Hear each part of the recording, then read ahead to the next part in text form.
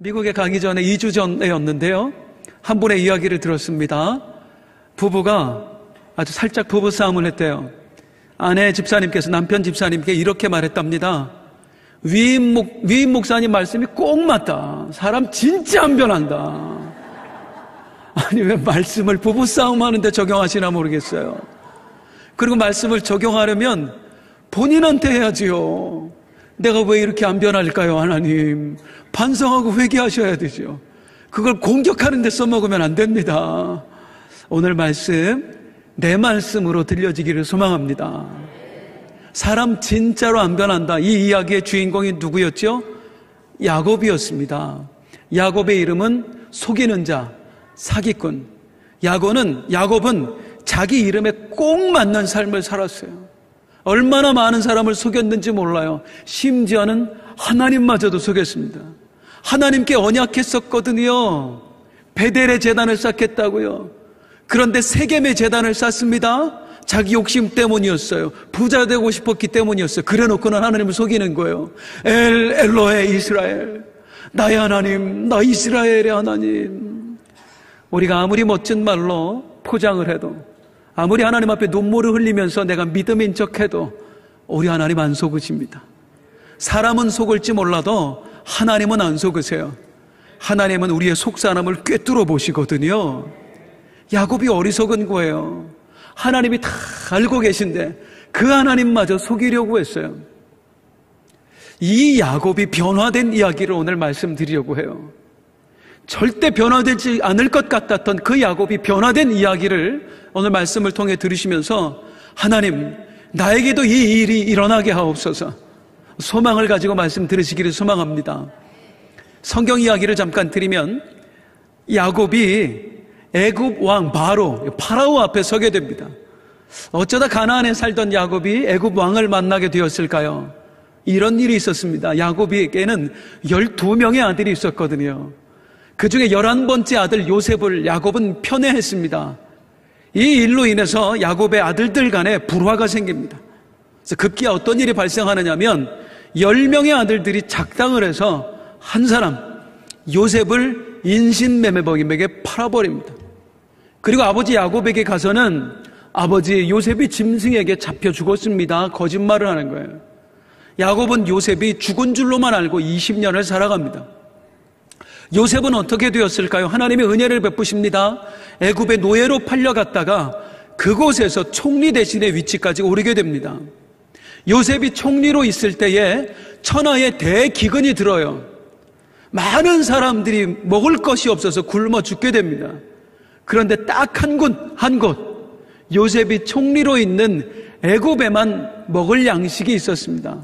하나님께서 미리 요셉에게 알려주셨거든요. 기근이 있을 것이니 대비해라. 그래서 많은 사람들이 양식을 구하기 위해서 애굽으로 몰려들었습니다. 이 대기근은 가나안에 살고 있는 야곱의 가문에도 몰아닥쳤습니다. 이제 꼼짝없이 굶어 죽을 지경이 된 거예요. 그때에 살아있던 요셉이 아버지와 자기 형제들을 애굽으로 초청합니다. 아, 요셉이 살았구나. 그래서 이제 야곱이 요셉을 만나기 위해서 또 먹고 살기 위해서 애굽으로 갔다가 요셉의 도움으로 애굽 왕 바로를 만나게 된 것입니다. 자, 그런데 야곱이 애굽 왕 바로를 만나게 된 과정, 그리고 만나는 모습, 이걸 보면은 사람이 이렇게까지도 달라질 수 있구나 하는 것을 볼 수가 있어요. 이제 변화된 야곱의 모습을 좀 소개해 드리겠는데요. 먼저 야곱은 여기서 그 자기의 변화된 모습을 보입니다. 야곱이 이제 애굽 땅으로 가는 거예요. 살려고 가는 거예요. 아들을 만나려고 가는 거예요. 그러다가 브엘세바라는 곳에 이르렀을 때에 야곱이 하나님께 제단을 쌓습니다. 여기서 야곱의 믿음이 보여요.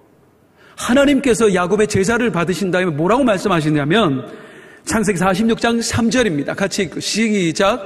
하나님이 이르시되 나는 하나님이라 내 아버지의 하나님이니 애굽으로 내려가기를 두려워하지 마라. 야곱아, 겁내지 말고 애굽으로 내려가라. 내가 허락하마 너와 함께하마. 즉 야곱이 지금 하나님 앞에 제단을 쌓은 이유가 뭐예요? 허락받기 위해서예요. 하나님, 제가 애굽으로 내려가도 될까요? 하나님이 허락하시면 갈 것이고 하나님이 허락하지 않으시면 남으려고요. 그래서 그걸 확인하기 위해 지금 제단을 쌓은 거예요. 아니, 지금 여기 계속 머물러 있으면 굶어 죽는다니까요.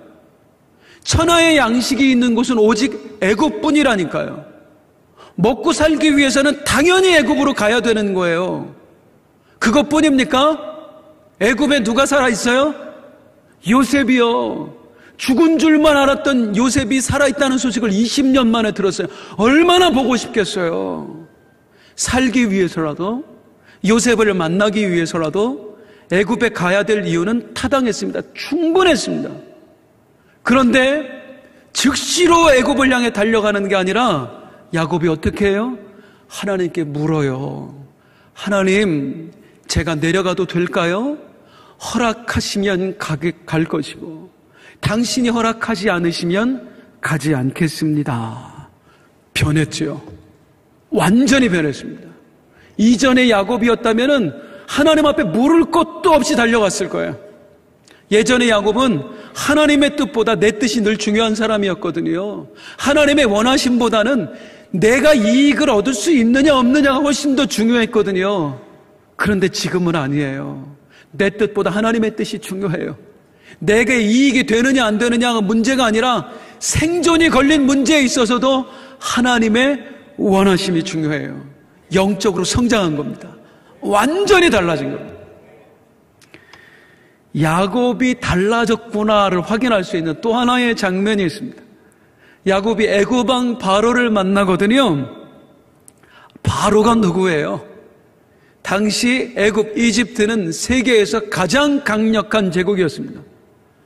애굽 왕 바로는 세계에서 가장 지위가 높은 사람, 그리고 가장 많은 부를 가진 사람이었어요. 권력에 있어서, 그 부에 있어서, 명예에 있어서 정점에 오른 사람이었어요.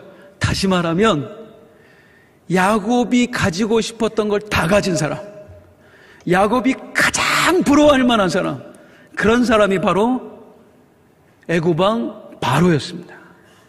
그런데 이 바로 앞에서 야곱이 아이고 부럽다, 어떻게 하면 내가 저런 걸 가질 수 있을까 하는 게 아니라 전혀 의외의 모습을 보입니다. 오늘 본문 한번 볼까요? 47장 7절 말씀입니다. 시작.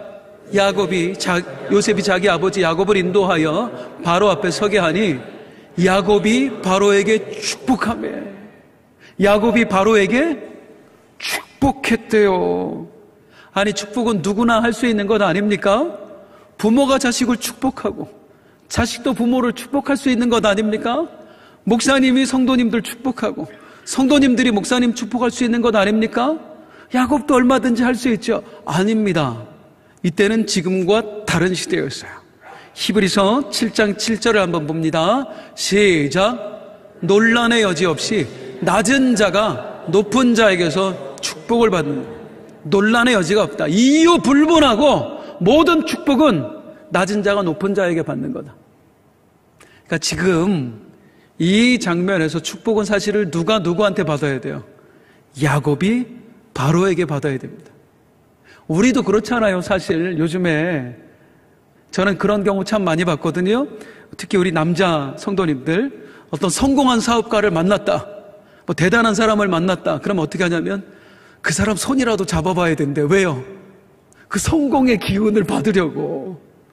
이게 이 시대의 축복의 문화라고요. 성공한 사람, 높아진 사람의 기운을 받는 거예요. 그런데 야곱은 바로에게 축복을 받는 게 아니었습니다. 오히려 자신이 바로를 축복했습니다. 이게 뭘 의미할까요? 야곱의 바라보는 시각이 완전히 달랐다는 거야. 야곱의 눈에는요, 바로를 나를 축복할 사람으로 바로가 보여지는 게 아니라 바로가 어떻게 보이냐면 내게 축복을 받아야 될 사람으로 보여주는 거예요. 가장 많이 가진 사람 맞아요. 가장 높은 사람 맞아요. 그런데 바로는 하나님을 모르는 사람이었거든요. 하나님을 모른 채 헛된 것을 쥐고 거기서 그냥 거들먹거리며 살아가는 그런 불쌍한 인생으로 보여지는 거예요. 그래서 야곱이 이 가여운 인생을 오히려 축복하는 거야.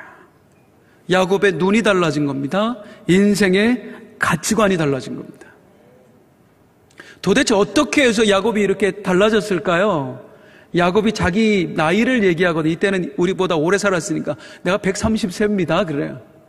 아, 나이가 많아서 오래 살다 보니까 사람이 이렇게 저절로 좀 다듬어졌나.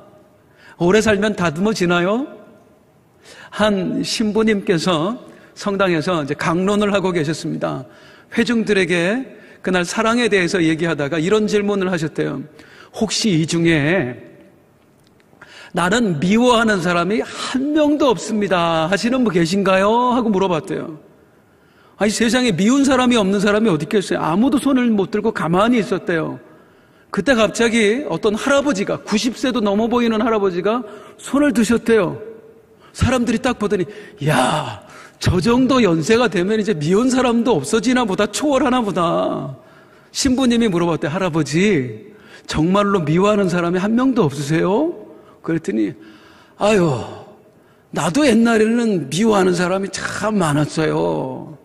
근데 이 나이가 되니까 그놈들이 다 죽었어. 미워하는 사람이 없는 게 아니고 미운 마음은 있는데 그 미워했던 사람이 다 죽은 거예요. 나이가 많다고 사람들이 저절로 성숙되어지는 게 아닙니다. 변화되는 거 아니에요. 이건 제가 아는 목사님이 실제로 겪었던 일인데요. 이 목사님이 언젠가 이제 연세 많으신 장로님과 함께 길을 가고 있었대요. 대화하면서 쭉 길을 가는데 저 앞에서 아주 예쁜 아가씨가 좀 야하게 옷을 입고 지나간 거예요.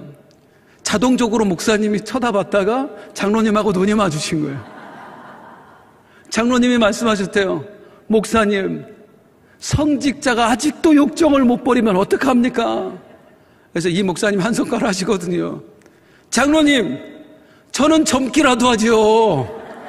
연세 많으신 분이 그게 뭐 하시는 겁니까 지금?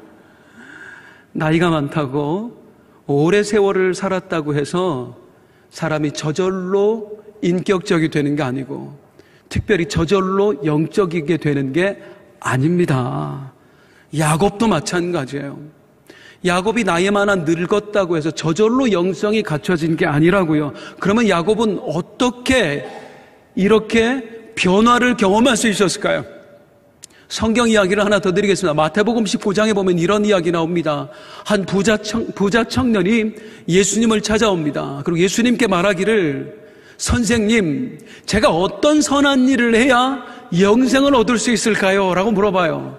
예수님 대답하십니다. 당신의 모든 재산을 팔아서 가난한 사람들에게 나눠주십시오. 그리고 나를 따르십시오.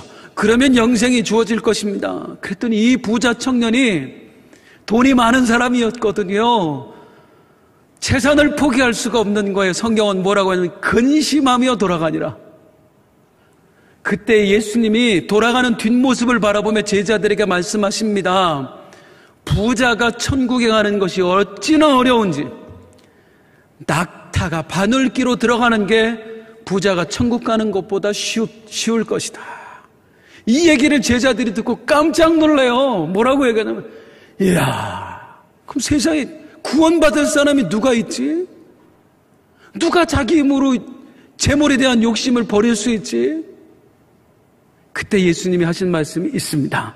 마태복음 19장 26절입니다. 시작. 예수께서 그들을 보시며 이르시되 사람으로는 할 수 없으나 하나님으로서는 다시 할 수 있느니라. 할렐루야. 사람이 할 수 없는 일을 하나님이 하십니다. 사람은 스스로 믿음을 가질 수 없어요. 하나님은 믿음을 주실 수 있습니다. 사람은 자기의 욕심을 내려놓을 수 없어요. 하나님은 우리의 욕심을 내려놓을 수 있도록 만들어내십니다. 주님이 하시는 거예요. 야곱도 마찬가지입니다. 야곱이 나이가 많아서 저절로 인격이 성숙되고 영적으로 자라나서 욕심을 버렸던 게 아니에요. 하나님께서 역사하신 거예요. 따라하십니다. 주님이 하십니다. 한 번 더, 주님이 하십니다. 주님이 하세요. 나도 마찬가지예요. 내가 애쓰고 힘쓴다고 해서 내가 저절로 바뀌어지는 건 아닙니다. 달라지길 원하십니까? 더 성숙되어지길 원하십니까? 더 믿음의 사람 되길 원하십니까? 더 영적인 사람 되길 원하세요? 나는 못해요. 주님이 하십니다. 그럼 이제 주님이 어떻게 하시는가? 하나님께서 이 야곱을 변화시키기 위해 어떤 일을 행하셨는가? 하나님의 도구들을 한번 살펴보도록 하겠습니다.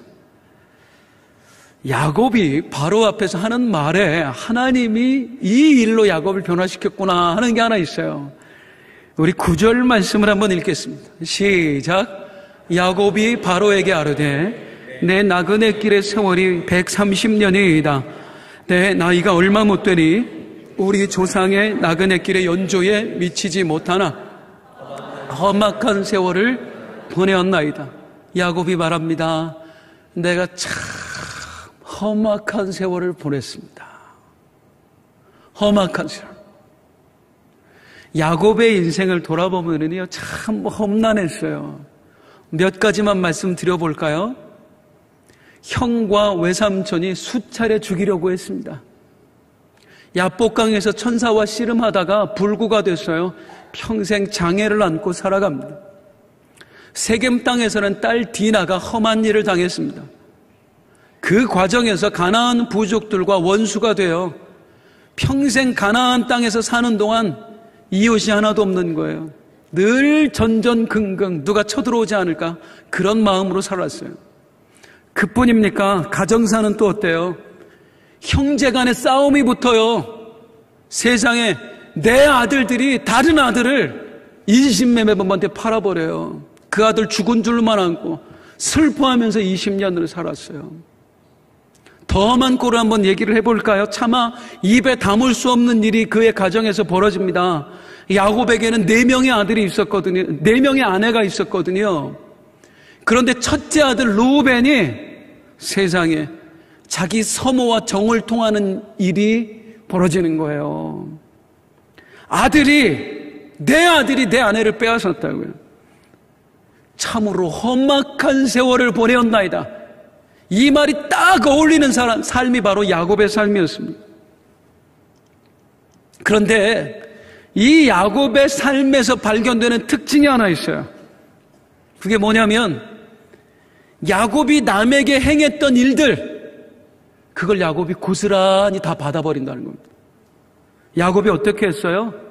자기 이익을 위해서 아버지와 형을 속였습니다. 자기는 어떻게 해요? 아들들 전부가 속여요, 아버지를. 동생을 팔아먹고 죽었다고 거짓말해요. 그대로 당해요. 야곱은 또 어떻게 했지요? 형한테 사기쳤어요. 그리고 형이 가진 건 모든 것을 빼앗았어요, 야곱이요. 그리고 야곱은 어떻게 되지요? 자기는 자기 친형을 속여서 다 빼앗았는데 자기 자신의 친아들한테 자기 아내를 빼앗깁니다. 참으로 험악한 세월. 더 가져보고 싶어서 길을 쓰고 살았어요. 혈육에게 사기치는 일도 서슴지 않았어요. 그런데 그 인생의 말년에 돌아보니까 손에 쥔 게 아무것도 없는 거예요. 먹고 살기 위해서 객지살이 해야 되는 상황이 된 거예요. 오히려 남에게 상처 준 만큼 내가 상처받는 인생이 된 거예요. 아니, 더 상처를 받는 인생이 된 거예요. 그야말로 부메랑 인생. 이게 인생 아닐까요? 인생에 무슨 소망이 있어요? 참으로 험악한 인생을 살았습니다. 그런데 야곱이 힘들게 살았다고, 험악한 인생을 살았다고 해서 저절로 야곱이 바뀌어진 거 아닙니다. 우리가 오늘 분명히 알아야 될 것이 있습니다. 우리 많은 그리스도인들이 하나님, 내가 왜 이렇게 힘들게 살아야 되지요? 라고 우리 끊임없이 하나님 앞에 기도하잖아요. 힘들게 사는 거 우리뿐만 아니에요. 세상 사람들도 다 똑같이 살아요. 우리가 광야길을 걸으면 세상 사람들도 광야길을 걸어요. 모든 삶이 힘든 건 아니겠습니까? 그런데 우리에게 다른 한 가지가 있습니다. 그걸 오늘 야곱에게서 발견해보자는 말이에요. 그 당시에 모든 사람들 다 험악한 세월 살았습니다. 야곱처럼. 그런데 야곱의 인생에 다른 한 가지가 있었습니다. 그게 무엇이냐면 그의 인생에는 하나님이 개입해 주셨다는 거예요.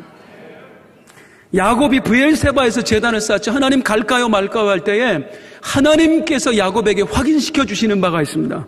창세기 46장 3절에서 4절 말씀 같이 읽습니다. 시작. 하나님이 이르시되 나는 하나님이라 내 아버지의 하나님이니 애굽으로 내려가기를 두려워하지 말라. 내가 거기서 너로 큰 민족을 이루게 하리라. 내가 너와 함께 애굽으로 내려가겠고 반드시 너를 인도하여 다시 올라올 것이며 요셉이 그의 손으로 내 눈을 감기리라 하셨더라. 이걸 간단하게 표현하면 하나님이 지금 뭐라고 말씀하시는 거냐면 네 아버지에게 함께 했던 것처럼 나는 너와 지금까지 함께 했었다. 그리고 지금도 너와 함께 하고 있다.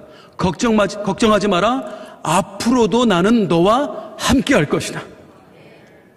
즉 하나님께서요 험악한 인생을 살아왔던 이 야곱의 인생에 늘 함께 하시면서 그의 인생에 개입해 주시면서 그를 빚어내신 거예요.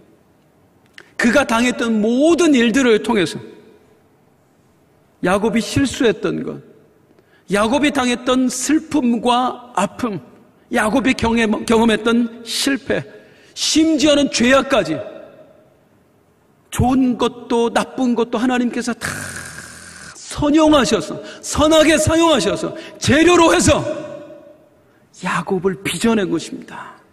인격의 사람으로 영적인 사람으로 하나님께서 빚어낸 것입니다.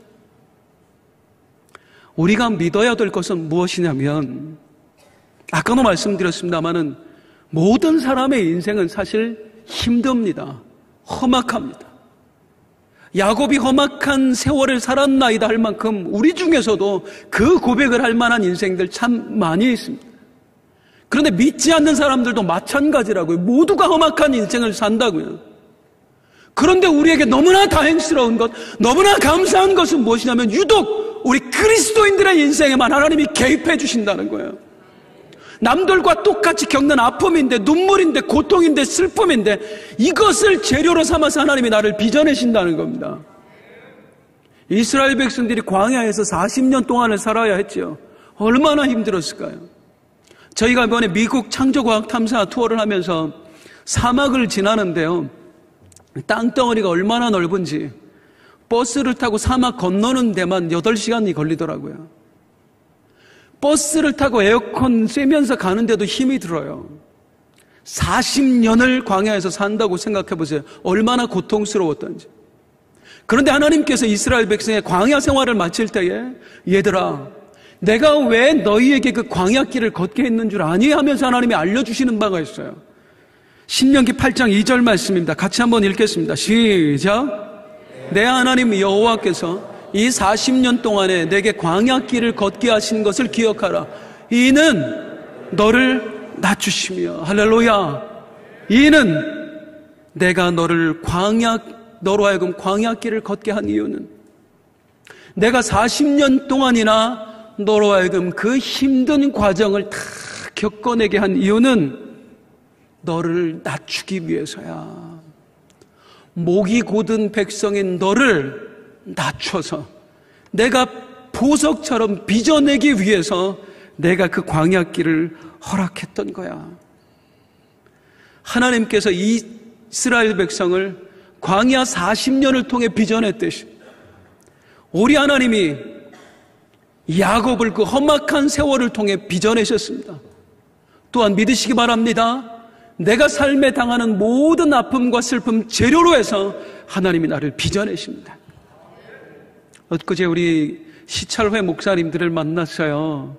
그런데 한 목사님께서 이런 말씀하세요. 목사님, 3년 전에 내 아내가 죽을 뻔했어. 그 사모님이 갑자기 뇌출혈로 쓰러졌거든요. 아예 아내가 다 터져서 온 머리에 피가 가득했었어요. 이 머릿속에. 의사가 가망 없다고 이대로 죽는다고. 기도하면서 우리도 그때 함께 기도했었습니다. 그 소식을 듣고. 마지막이라는 심정으로 수술을 했는데요. 그 의사도 안 된다고 그랬거든요. 근데 사셨어요. 3년 지났는데 후유증이 하나도 없어요. 근데 그 목사님께서 저한테 해주고 싶었던 얘기가 어른 목사님이 그거였어요. 목사님, 내가 그 과정을 통해 배운 게 많아. 내가 달라졌어. 이전보다 완전히 내가 달라졌어요. 그때는 하나님, 우리 안에 죽어갑니다. 왜 이런 일을 행하셨습니까? 했는데 지나고 보니까 하나님의 은혜더라 그 말이에요. 내가 당하는 일들 통해서 하나님이 역사하십니다. 나를 빚어내십니다. 그래서 하나님 안에서는요, 고통도 은혜가 되는 거예요. 야곱을 빚어내셨어요. 험악한 세월을 통해. 야곱이 변화된 또 하나의 이유를 한번 말씀을 드리겠습니다. 아주 중요한 이유가 있는데요. 47장 9절 말씀 같이 읽겠습니다. 시작. 야곱이 바로에게 아뢰되 내 나그네 길의 세월이 130년이니이다. 내 나이가 얼마 묻되니 우리 조상의 나그네 길의 연조에 미치지 못하나. 야곱이 자기의 인생을 뭐라고 정리하느냐면 나는 나그네 인생입니다. 따라하시겠습니다. 나그네 인생. 한 번 더 나그네 인생.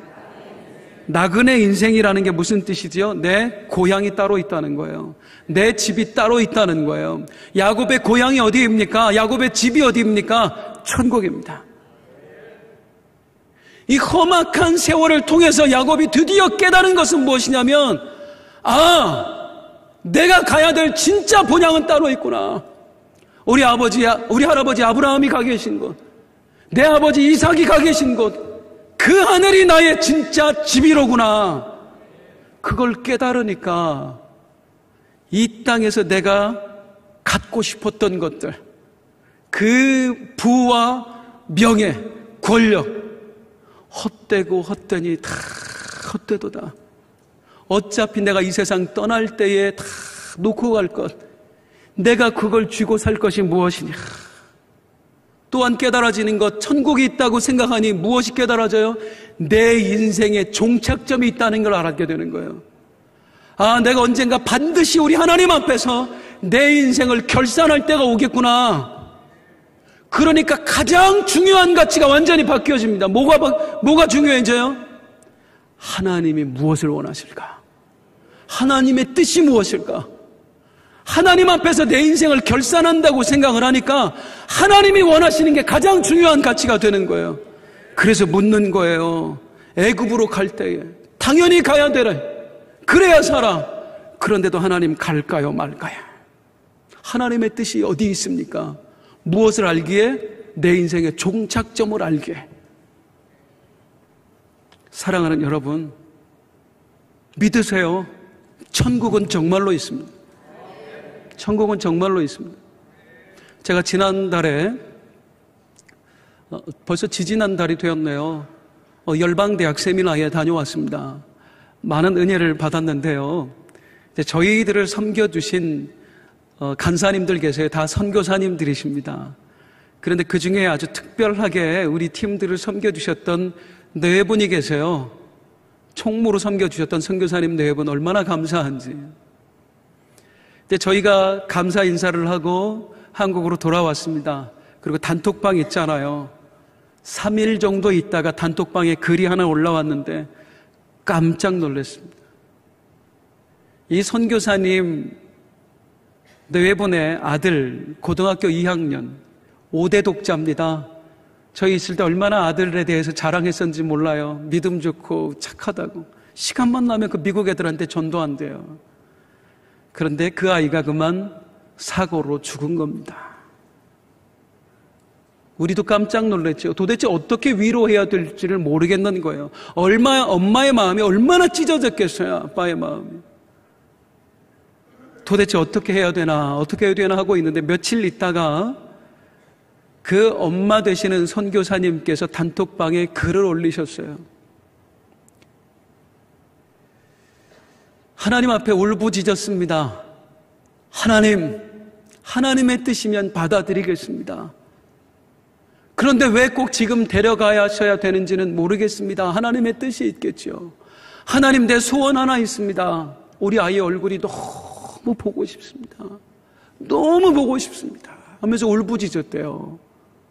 그랬더니 하나님께서 이 아빠와 엄마의 눈을 열어주신 거예요. 영적인 눈을. 하늘을 바라보는데 내 아들이 예수님 곁에 서 있는 장면을 본 거예요. 아주 평안한 모습으로. 그 아이를 보는 순간 반갑기도 하고, 그리고 걱정했던 모든 것들이 다 사라지는 그 마음을 이 엄마가 느낀 거예요.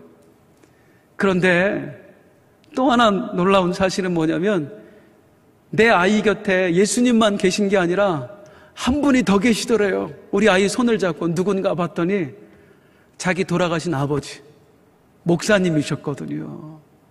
우리 아버지가 먼저 하늘나라에 가서 기다리고 있다가 일찍 온 손주 예수님 옆에 함께 서서 손잡아주고 계시더래요. 천국은 분명히 있습니다. 천국이 있기 때문에 우리가 예수님 믿는 것 아닙니까? 이 자리에 나와 있는 것 아닙니까? 그렇다면 중요한 건 천국이 있음을 우리가 확신한다면, 내가 언젠가 예수님 앞에서 내 인생을 결산할 때가 있을 것이라고 믿는다면 나는 과연 무엇을 남겨야 할 것인가? 지난달에 장례를 치르면서 참 감동적인 장례가 있었습니다. 우리 집사님 네 분, 그 아버님, 91세 되신 아버님이 소천하셨어요. 평생을 장로로 섬기셨습니다. 그런데 그 아버님의 이야기를 우리 집사님 네 분이 해주시는 거예요. 이 아버님이 어떤 분이셨느냐면 평생 남에게 폐 안 끼치는 사람들, 특별히 자식들한테, 나중에 돌아가실 때에 말기암, 전립선 말기암으로 돌아가셨는데 돌아가시기 한 달 전에야 암인 걸 알았대요. 왜냐하면 아버지가 얘기를 안 해서. 아무리 고통스러워도 얘기를 안 하신대요. 자식들 걱정할까 봐, 폐 끼칠까 봐. 그리고 막판에 쓰러져서야 알았던 거예요. 언젠가는 쇄골뼈가 부러졌는데 그것도 말씀을 안 하셨더래요. 나중에 다시 붓고 나서 알았대요. 그런 아버지. 그런데 이 아버지가 돌아가시기 전에, 소천하시기 전에 이제 마지막 한 달 동안 병상에 누워 계시다가 가시잖아요. 마지막 일주일을 남겨놓고 이제 자식들이 돌아가면서 병간호를 하기 위해서 올 텐데 우리 사위 되시는 집사님에게 우리 그 병상에서 그 고통 속에 투병하시는 분이 사위를 부르더래요. 그러더니 사위를 위해서 기도해 주시더래요. 2번이나, 한 주에 2번이나. 우리 사위 예수님 잘 믿고 복된 인생 되게 해주세요. 나 힘들다 아프다가 아니라 우리 자식 예수 잘 믿고 복된 인생 되게 해주세요. 그 주에 2번이나 축복 기도를 해주더래요. 그러더니 딸하고 이제 전화 통화를 하는데 딸한테, 딸아, 다른 거 할 생각 하지 말고 네 남편 위해서 기도 열심히 해줘라. 그리고 가셨어요. 마지막 자식들에게 남긴 유산이 뭐였느냐면 축복 기도, 그리고 기도하라는 권면. 우리 언젠가 반드시 이 땅을 다 떠나게 됩니다. 우리 인생의 결산의 때를 맞이하게 될 것입니다. 그때 무엇을 남기고 가시겠습니까? 내 자식들에게, 내가 아는 많은 사람들에게 무엇을 남겨주고 가시겠습니까? 저는 이분의 이야기를 한 번 더 드리겠는데요. 작년에 미국에 있을 때에 LA 은혜하는 교회 원로 목사님이신 고 김광신 목사님, 우리 성도님들이 그러시더라고요. 도대체 왜 그렇게 목사님 은혜하는 교회에 대한 이야기를 자주 하는지 모르겠다고. 그런데 이번에 함께 가셨던 분들이 그 교회 성도님들을 만나고 나서 저한테 또 얘기했어요. 왜 목사님이 은혜하는 교회 얘기를 그렇게 자주 했는지 알 것 같습니다. 특별한 교회예요. 김광신 목사님께서는 평생 선교에 자기의 모든 것을 쏟아 부으셨습니다. 자기의 모든 것을 쏟아 부으셨어요. 단일 교회에서 선교사 현재도 370명이 파송되어 있습니다. 이 김광신 목사님의 제자들이 선교사로 나가고 또 그 제자들이 선교사가 되고 또 목사가 되고 해서 전 세계에 그 제자들이 세운 교회가 약 10,000교회입니다. 전 세계에 유례가 없는 엄청난 분이세요. 이 김광신 목사님이 저희가 작년에 그 마지막을 목격을 했는데요. 저희가 처음 갔을 때만 해도 이 김광신 목사님이 수술한 지 얼마 안 돼서 마지막 그 대장암 말기 수술을 받으셨거든요. 이 목사님이 정신이 올바르질 않으셨어요. 저희를 이제 숙소에서 만나면 물어보세요. 누구? 예, 목사님, 안산 빛나게 이호승 목사입니다. 아, 그런가, 반갑다. 그 다음날 또 물어보세요. 누구? 잊어버리는 거예요. 볼 때마다 물어보세요. 계속 잊어버려요. 그러다 한 2달쯤 지나서 목사님이 이제 정신이 좀 돌아오셨어요. 정신이 돌아오자마자, 기억이 돌아오자마자 제일 먼저 하신 게 뭐냐면, 나 선교 가야 되겠다. 나 선교 신청 좀 해줘라. 그리고는 89세 된 이 할아버지가 선교 가기 위해서 여행 가방을 싸셨습니다. 그리고 돌아가셨어요. 그 다음 여행 가방 싸놓고 평생을 위해 선교에 모든 걸 쏟아부었던 그 목사님이 마지막으로 자식에게 남겨준 유산, 성도들에게 남겨준 유산은요, 선교 가기 위해 쌌던 여행 가방. 이 여행 가방이 그분의 정체성입니다. 나는 무엇을 남기는 인생이 될 것인가? 내 마지막에 내 자식들은, 내 주변의 사람들은 나를 어떤 사람으로 기억할 것인가? 지금 우리는 보아축제 기간을 지나고 있습니다. 우리 모두는 천국이 있다고 확신하는 사람들입니다. 또한 이 땅에 믿는 사람과 아직 믿지 않는 사람, 구원받은 사람과 멸망받아야 될 사람이 있다는 것을 우리는 알고 있는 사람들입니다. 과연 어떻게 하루하루를 보내고 계십니까? 도저히 변화될 것 같지 않았던 야곱, 사기꾼, 자기만 알았던 사람, 욕심쟁이였던 사람, 그 야곱을 바꾸어내셨던 정말 솜씨 좋으신 장인 되신 우리 하나님. 감사한 것은 그 하나님께서 야곱의 인생에만 개입해 주신 것이 아니라 내 인생에도 개입해 주셨다는 사실입니다.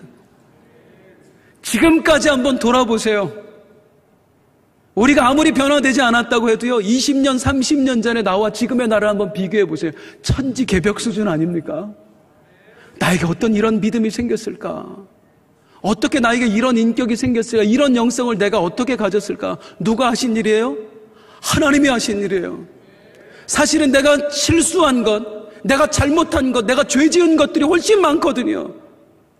그런데 우리 하나님이 세상 사람과 똑같이 나를 내버려 두지 않으시고 내 실수마저, 허물마저, 잘못마저 다 재료를 삼으셔서 오늘의 나를 빚어내신 거예요. 기대하십시오. 지금의 나를 만들어내신 것처럼 앞으로의 나도 하나님께서 만들어내실 것이다. 이 야곱의 결국이 있게 하신 것처럼 하나님이 나의 결국도 있게 하시리라. 주여, 돌아보니 모든 게 은혜입니다. 당신이 있었기에 오늘의 내가 있습니다.